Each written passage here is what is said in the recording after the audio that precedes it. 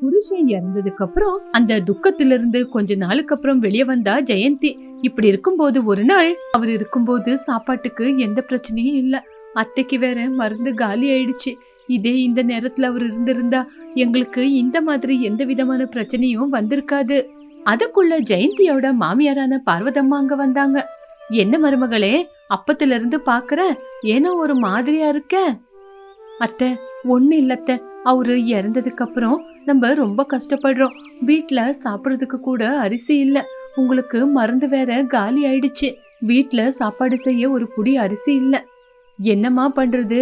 அவன் இருக்கிற வரைக்கும் எந்த ஒரு கஷ்டம் இல்லாம பாத்துக்கிட்டான். இப்ப அவன் போனதுக்கு அப்புறம் நம்மளும் வீட்டுக்குள்ளேயே அடைஞ்சு கிடக்குறோம். வயல்ல ஏதாவது விதை போட்டா விவசாயம் செய்யலாம். ஆனா எப்படி விவசாயம் செய்யறதுன்னு கூட தெரியல. அதுக்கு காசும் இல்ல. வயல்ல களை வேற நிறைய நிறைஞ்சிருக்கும். அத சுத்தம் பண்ணலான்னு பார்த்தா அதுக்கும் காசு இல்ல. என்னதான் பண்றதுன்னு ஒண்ணுமே புரியல. இதுக்கே பணம் இல்லாதப்போ விவசாயத்தை நம்ம எப்படிமா பண்றது? இல்லனா என்னத்த பண்றது? யாருகிட்டயாவது காசு கேட்டு விவசாயத்தை ஆரம்பிக்கணும். ஆமாமா, ஏதாவது செஞ்சே ஆகணும். அத்தை, நம்ம விவசாயத்தை ஆரம்பிக்கிறதுக்கு நான் யாருகிட்டயாவது போய் கடனா காசு கேக்குறேன். யாராவது காசு கொடுத்தா பாக்கலாம். இப்படி ஜெயந்தி ஊருக்குள்ள யாருகிட்டயாவது கடன் கேட்கலான்னு போனா. வழியில ஜெயா சுஜாதாவை பார்த்தா. சுஜாதா, கொஞ்சம் இங்க வரியா? சொல்லு ஜெயா, எங்க போய்கிட்டு இருக்க? சுஜாதா, எனக்கு ஒரு உதவி செய்யறியா? என் வயல்ல விவசாயம் செய்யறதுக்கு எனக்கு கொஞ்சம் பணம் தேவை இருக்கு. உதவி செய்யறியா? ஐயோ ஜெயந்தி, வீட்ல ஏதாவது பொருளுங்க இல்லனா எனக்கு கொடுத்து உதவி செய்ய முடியும். நான் விவசாயத்துக்கு என்னால கொடுக்க முடியாது. சரி பரவாயில்ல சுஜாதா, உங்ககிட்ட இல்லன்னு சொன்னதுக்கு அப்புறம் நான் என்ன பண்ண முடியும்? சரி பரவாயில்ல விடு. எங்க வீட்டுக்காரர் இருக்கிற வரைக்கும் எங்களுக்கு எந்த விதமான பிரச்சனை இருக்கல. இப்ப அவரு இறந்ததுக்கு அப்புறம் சாப்பாட்டுக்கே ரொம்ப கஷ்டமா இருக்கு. ஜெயந்தி, என் வீட்டை பத்தி உனக்கு நல்லா தெரியும்ல. உங்ககிட்ட இருந்திருந்தா கண்டிப்பா உனக்கு உதவி செஞ்சிருப்பேன்.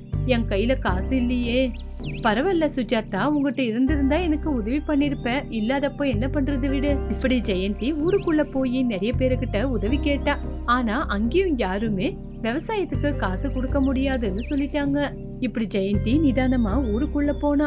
ஊருக்குள்ள போய் யாருக்கிட்டயாவது காசு கேட்கலான்னு ஜமீன்தார் ஐயா காசு கேட்கலான்னு முடிவெடுத்து ஜமீன்தாரர் ஐயாவோட வீட்டுக்கு போனா. அங்க போய் பார்க்கும்போது ஜமீன்தாரர் ஐயா வீட்லயே இருந்தாங்க. அவங்க வீட்டு வாசல்ல போய் நின்னுக்கிட்டு ஜெயந்தி, ஐயா ஐயா அப்படின்னு கூப்பிட்ட உடனே ஊர் தலைவரும் வெளியே வந்தாரு. என்ன ஜெயந்தி, திடீர்னு என்ன பார்க்க வந்திருக்க? உனக்கு ஏதாவது உதவி வேணுமா? ஆமாங்க ஐயா, எங்களுக்கு விவசாயம் செய்யறதுக்கு எங்க பூமியே காஞ்சி போயிருக்கு. அதனாலதான் நீங்க கொஞ்சம் பண உதவிய கொடுத்தீங்கன்னா நாங்க போய் வேலைய ஆரம்பிப்போம். ஐயா, நீங்க மட்டும் விவசாயம் செய்ய கொஞ்சம் காசு கொடுத்தீங்கன்னா விளைச்சல் கை சேர்ந்த உடனே கண்டிப்பா உங்க கடனை திருப்பி கொடுத்துருவேங்க ஐயா. இங்க பாருமா, உனக்கு விவசாயத்துக்கு உதவி செய்யற மாதிரி என் கையில காசு இல்ல. ஆமா, உங்ககிட்ட என்ன இருக்குன்னு நான் அந்த காசை கொடுக்கறது. என்னங்க ஐயா அப்படி சொல்றீங்க? உங்ககிட்ட நிலப்பத்திரம் இருக்குங்க ஐயா, அதை வச்சுக்கிட்டு எங்களுக்கு காசை கொடுங்க ஐயா. தயவு செஞ்சு உதவி செய்யுங்க ஐயா. என்னம்மா, அந்த வயல வச்சுக்கிட்டு நான் உங்களுக்கு எப்படி காசை கொடுக்கறது? அந்த வயலு எதுக்குமே உபயோகத்துக்கே வராது. அப்படி இருக்கும்போது அதை வச்சுக்கிட்டு எப்படி காசை கொடுக்கறது?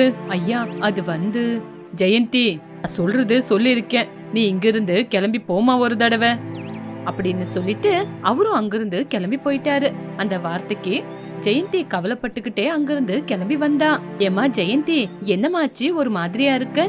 அத்தை, ஒண்ணு இல்லங்கத்த, யாருமே நம்மள நம்பி கடன் கொடுக்க மாட்டேன்னு சொல்றாங்கத்த. தெரியுமா, நீ அத பத்தி கவலைப்படாத. நீ போய் யாருகிட்டயாவது காய்கறிய வாங்கிக்கிட்டு வா. சரிங்கத்த. இப்படி பக்கத்து வீட்டுக்காரங்க வீட்டுக்கு போய் கொஞ்சம் கொஞ்சம் காய்கறின்னு நிறைய காய்கறியே கிடைச்சது. வீட்டுக்கு வந்து, அத்தை, பக்கத்து வீட்டு சுஜாதா வீட்டுக்கு போய் சோரக்காய் கொண்டு வந்திருக்கேன். மாலத்தி அக்கா வெண்டைக்காய் கொடுத்திருக்காங்க. இப்படி நிறைய காய்கறி கிடைச்சிருக்கு. அப்படியாம்மா, சரி கொண்டாத. இப்படி காய்கறிய மருமக கொண்டு வந்து கொடுத்த உடனே மாமியார் கொஞ்சம் குழம்புக்குன்னு எடுத்து வச்சு மிச்ச காய்கறி எடுத்துக்கிட்டு பின்னாடி போனாங்க. என்ன இவங்க காய்கறி எடுத்துக்கிட்டு எங்க போறாங்க? இங்க பாருமா, மிச்சமா இருக்கிற இந்த காய்கறிய கொண்டு போய் நான் விளையறதுக்காக போட போறேன். அதுக்கப்புறம் இதுல காய்கறி வரும்ல. அத்தை, நீங்க யோசிக்கிறது என்னமோ சரிதான். ஆனா உடனடியா இதுல காய்கறி வளராதே. அது வரைக்கும் என்னத்த பண்றது? இங்க பாருமா, நம்ம வீட்டுக்கு முன்னாடி இருக்கிற கொஞ்சம் நிலத்துல நான் பூச்செடிய நடுறேன். நீயும் வேலைக்கு போ, நானும் என்னால முடிஞ்ச வேலையை செய்யறேன். இப்படியே கொஞ்ச நாள்ல ஏதாவது செய்யலாம்.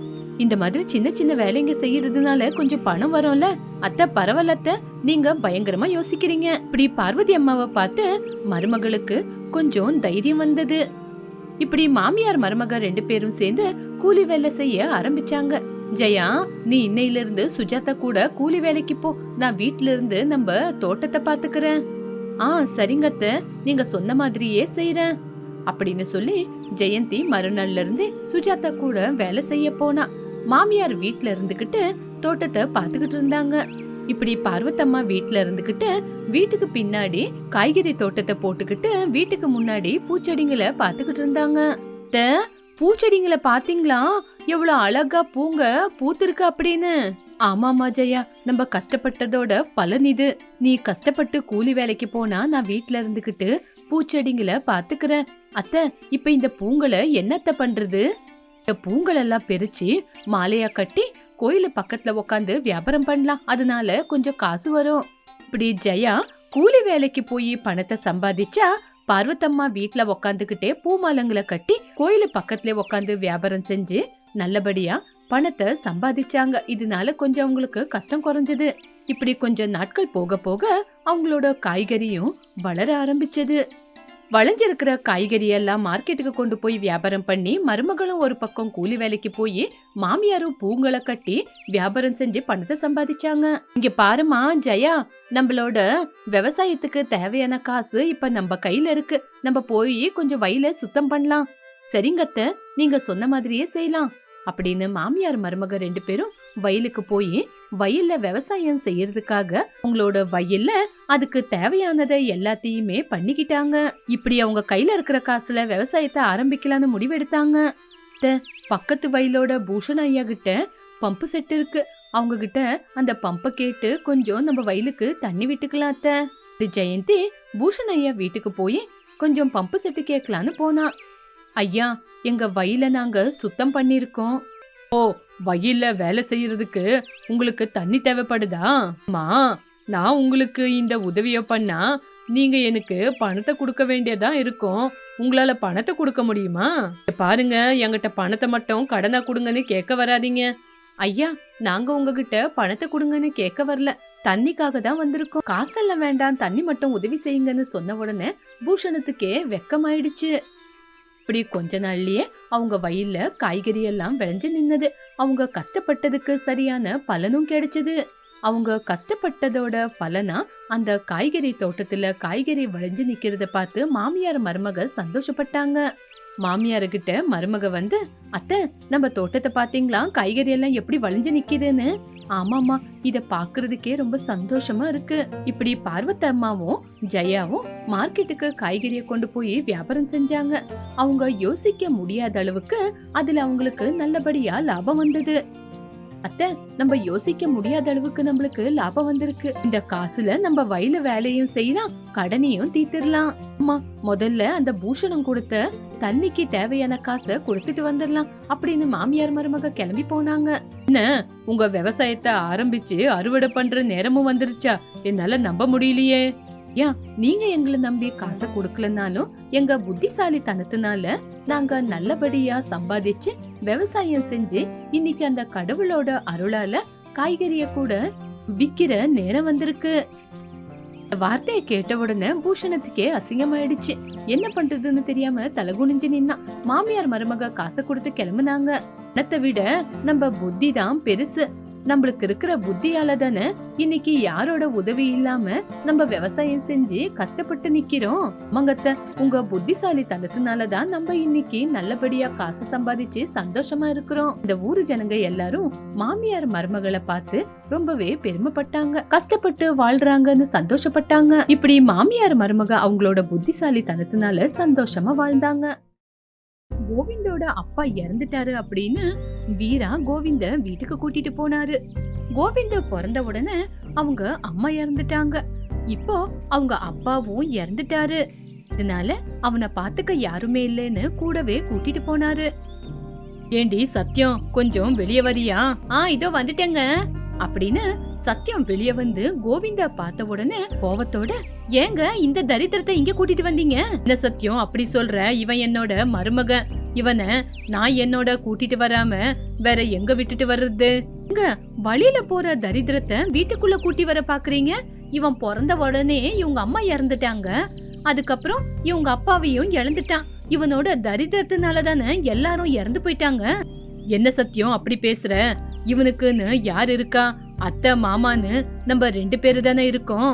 கோவிந்து, நீ வீட்டுக்குள்ள போய் குளிச்சுட்டு வா, நம்ம 2 பேரும் வெளியே போலாம் அப்படின்னு சொன்ன உடனே கோவிந்து வீட்டுக்குள்ள போனா. ஏங்க, உங்களுக்கு எவ்வளவு தூரம் சொன்னாலும் என் பேச்ச கேட்காம இவனை கூட்டிட்டு வந்து நம்ம வீட்டுல வைக்கிறீங்க. இவனோட தரித்திரம் பாருங்க நம்மள என்ன பண்ண போகுதுன்னு. இங்க பாரு சத்யம், இந்த மாதிரி பேச்செல்லாம் பேசுறது விட்டுட்டு போய் சமையல் செய்.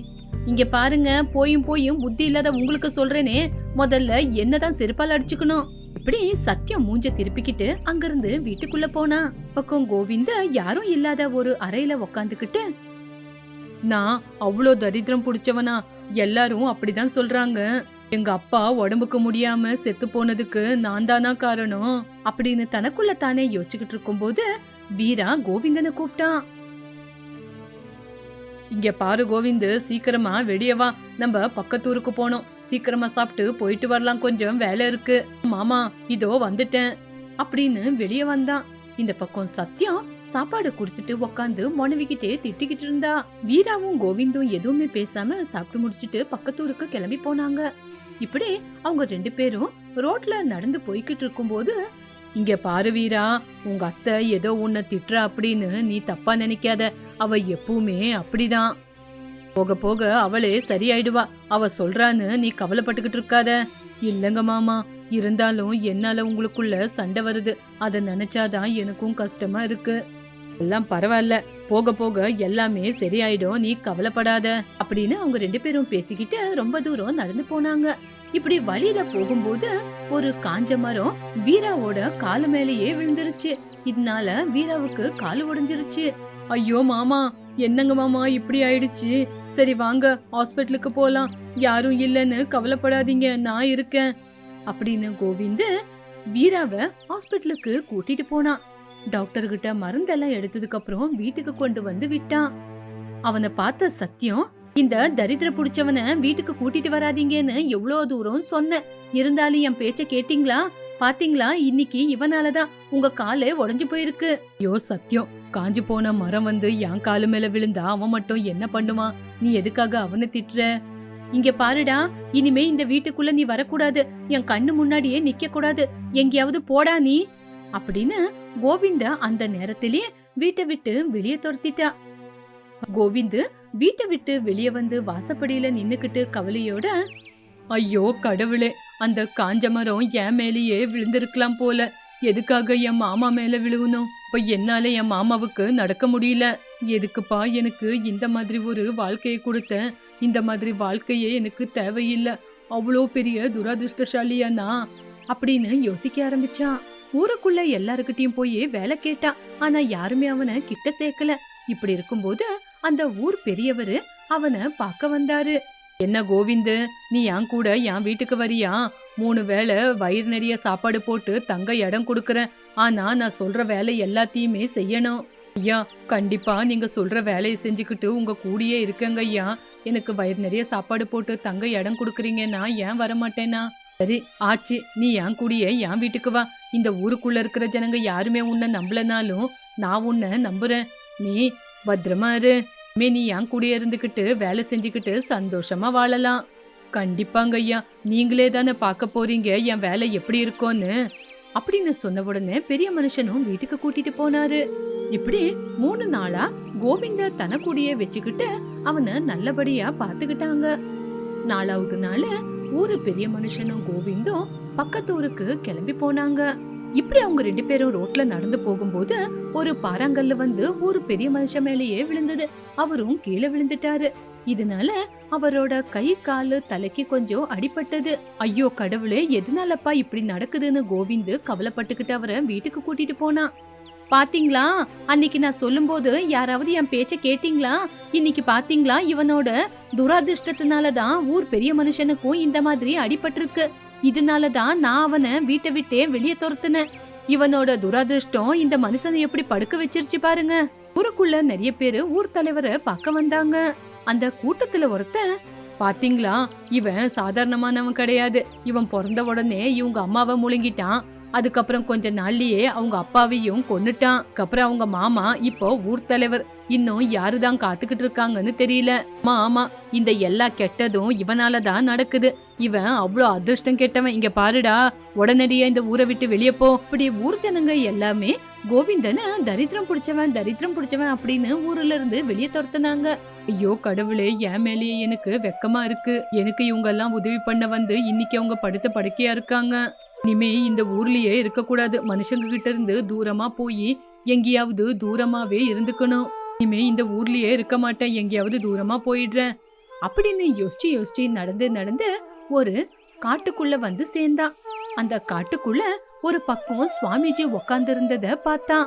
இப்படி கோவிந்த் அவனோட கஷ்டத்தை சுவாமிஜி கிட்ட சொல்லிக்கிட்டான். இங்க பாருப்பா, நீ கவலைப்படாத. இது அவங்களோட தலையெழுத்து. நீ எதுக்கு கவலைப்படுற? இப்படி சுவாமிஜி கோவிந்தனுக்கு சமாதானம் சொல்லி அவங்க கூடியே கோவிந்தனை தங்க இடம் கொடுத்து வச்சுக்கிட்டாங்க. இப்படி கோவிந்து சுவாமிஜியும் சந்தோஷமா இருந்தாங்க. கோவிந்து சுவாமிஜிக்கு தேவையான எல்லா பழங்களையும் கொண்டு வந்து கொடுத்துக்கிட்டு இருந்தான். சுவாமிஜிக்கு தேவையான எல்லா சேவைகளையும் செஞ்சுக்கிட்டு அவங்களுக்கு சாப்பிட கூட எடுத்துட்டு வந்து கொடுத்துக்கிட்டு சந்தோஷமா இருந்தான். ஒரு நாள் கோவிந்து ஊரு பெரிய மனுஷனை அவனோட மாமாவை பாக்குறதுக்காக அந்த ஊருக்குள்ள வந்தான். அவனை பார்த்த உடனே ஊரு ஜனங்க எல்லாருமே, ஐயோ மறுபடியும் இந்த நாசமா போனவன் ஊருக்குள்ள வந்துகிட்டு இருக்கான். இது வரைக்கும் இந்த ஊரு ஜனங்க சந்தோஷமா தான் இருந்தோம். இனிமே இவன் வந்துட்டான்ல, இனிமே நல்லா இருந்த மாதிரி தான். கோவிந்தோட பின்னாடி நின்னுகிட்டு இருந்த சுவாமிஜி கோவிந்த பத்தி, இங்க பாருங்க, நீங்க அனாவசியமா கோவிந்த மேல பழி சுமத்திக்கிட்டு இருக்கீங்க. வீராவோட காலு உடைஞ்சதுக்கு கோவிந்து தான் காரணம் அப்படின்னு சொல்றீங்க. அன்னைக்கு வீரா கூட கோவிந்து இருந்ததுனாலதான் வீராவே உயிர் பொழைச்சான். சுவாமிஜி, நீங்க என்ன பேசுறீங்கன்னு தெரிஞ்சுதான் பேசுறீங்களா? அன்னைக்கு இவன் எங்க வீட்டுக்கு வந்ததுனாலதான் இவனோட துராதிருஷ்டத்தினால என் புருஷனோட கால் உடைஞ்சது. இங்க பாருமா, நீ சரியா யோசிச்சு சொல்லு. அன்னைக்கு மட்டும் வீரா கூட கோவிந்து இல்லாம இருந்திருந்தா அவன் காலு மேல விழுந்த மரம் அவனோட தலையிலேயே விழுந்திருக்கும். அதனால வீராவும் செத்து போயிருப்பான். அன்னைக்கு கோவிந்து வீராவை தள்ளுனதுனாலதான் காலு மேல விழுந்தது. இல்லனா அது தலை மேலதான் விழுந்திருக்கும். நீங்க கொஞ்சம் யோசிச்சு பாருங்க. காலு உடைஞ்சா சரியாயிடும். ஆனா தலை மேல விழுந்து அவரோட உயிர் போயிருந்தா என்ன நடந்திருக்கும்?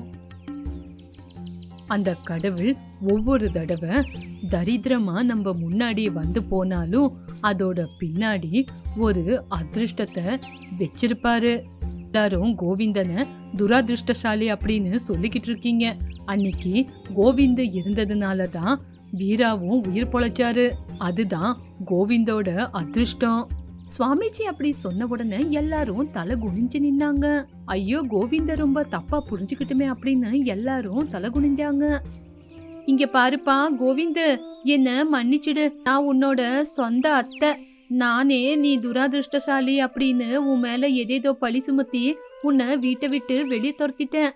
ஆனா சுவாமிஜி சொன்னதுக்கு அப்புறம் தான் எனக்கு என் மேலேயே ரொம்ப அசிங்கமா இருக்கு. பரவாயில்லங்கத்த, மாமாவுக்கு அந்த மாதிரி அடிபட்டதுனால தானே என்ன ராசி இல்லாதவன் அப்படின்னு நீங்க சொன்னீங்க அப்படின்னு சொன்னான். ஊரு ஜனங்களும் கோவிந்து கிட்ட மன்னிப்பு கேட்டு அங்கிருந்து கிளம்பி போயிட்டாங்க. இப்படி கோவிந்து அன்னையில இருந்து சுவாமிஜி கூட ஆசிரமத்திலேயே இருந்துகிட்டு ஊரு ஜனங்களுக்கு அவன் கையில ஆன உதவியை செஞ்சுக்கிட்டு சுவாமிஜி கூட சந்தோஷமா இருந்தான்.